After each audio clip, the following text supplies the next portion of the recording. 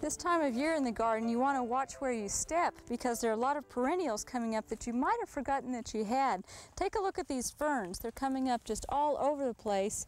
They're very delicate this time of year, and you really do want to watch where you walk around the garden. Make sure that you put an extra layer of mulch around them right now to suppress any weed growth that might be coming up. And also be sure that if there's one in an area where people tend to walk and step, that you put some kind of a marker in place so that it won't get trampled. I also want you to notice our hostas, how well they're doing. Over here we have a nice Hosta Siboldiana elegans, and both of these benefit from high shade like we have under these hackberry trees. Now with hostas, the one thing you want to be watching for this time of year are slugs, and signs of slug damage will look like little round holes in the leaves, little places that have been chewed. And remember that if you scatter a little bit of diatomaceous earth around the base of the hosta or gather old eggshells and crunch those up underneath, that will help control the slugs and prevent this kind of damage, because once there's a hole in the hosta, it doesn't grow back. You're stuck with it for the season. Well, I want to show you a couple other perennials that we have here that do really well in the shade, because we have a lot of viewers who want to know more about perennials that are shade tolerant. Now this is a Dianthus that is called Bath's Cheddar Pink, and it's just getting ready to bloom and does really well here right next to the edge of our sidewalk.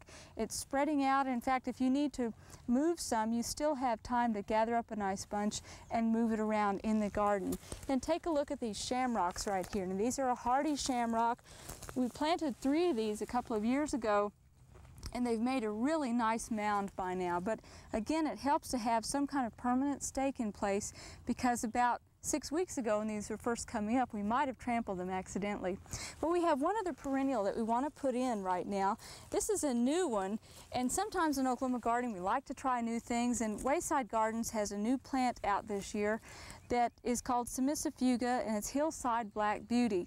Now Cimicifuga normally has very, very tall spikes of blooms that come out in August and September. And what is unique about this one is that the foliage is burgundy, and it's such a dark burgundy that it's almost black, and then it has white spikes, and we think that that's going to have a very dramatic effect here in our shade garden. When you're planting perennials, make sure that you do have a nice rich organic soil, and with plants such as this one, they're coming up from the base, take a look at the growth habit before you plant them, and make note that this one has all of its growing points coming out from the crown of the plant. So just like with strawberries or asparagus, you want to make sure that you don't bury that and end up smothering the growth of the plant. This has a fairly nice root mass, and I'm not going to disturb that. It's not totally pot bound yet, and so we want to hold that together as much as possible. Go ahead and seat that in the ground. And this is one that's fairly winter hardy here. The nice thing about it is in shade gardens, a lot of times we don't have a great deal of color in late summer.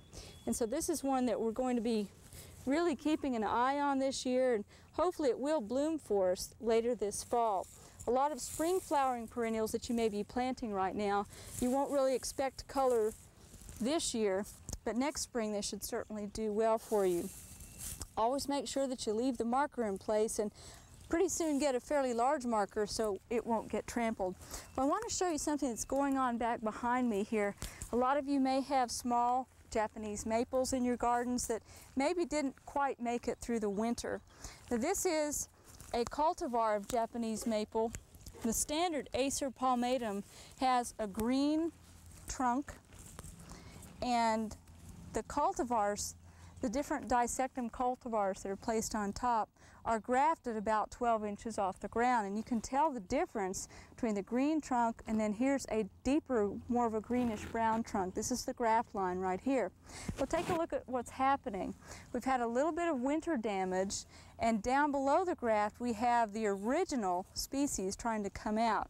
So I'm going to prune these off. Now, in previous shows we've shown how with fruit trees you can just yank those off, but these are too woody to do so.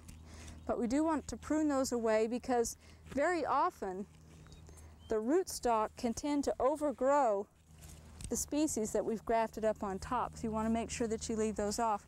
And then take a look at your plants. And this goes for most any ornamentals that have gone through the tough winter that we've just had. They may be looking a little bit ragged this time of year. So take a little bit of time, go over it and just start nipping back. And if you see dead wood, continue to cut back in there and remove that unsightly growth, always cutting back to a side shoot. We're continuing to get some dead wood there. We have a new shoot coming out here, but it has a little bit of dead wood on it. I'm just going to work this over a little bit so we can get it back in shape for the year. And this is something that would be a good time to do right now. Just keep in mind though that on fine textured shrubs such as this, if you're using bypass type pruners like this, make sure that the blade is against the part that you're leaving. Don't prune with this large part right next to the part that will remain, because you'll end up with a less tidy cut and it can bruise the tissue.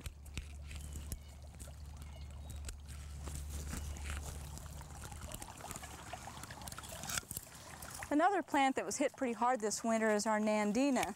And of course, it's easy to cut that back, and fortunately, a lot of our new growth right here is coming right on out from below where we've made our cuts. Just keep in mind that if you leave this in place, it's going to be much harder to trim it away, so go ahead and get this little chore done. Now ours are right by our electrical box here in the water garden, and if yours is around any kind of landscape lighting or electrical box, be sure that you unplug it before you work around those plants that are right near there so that you don't accidentally cut them with your pruners.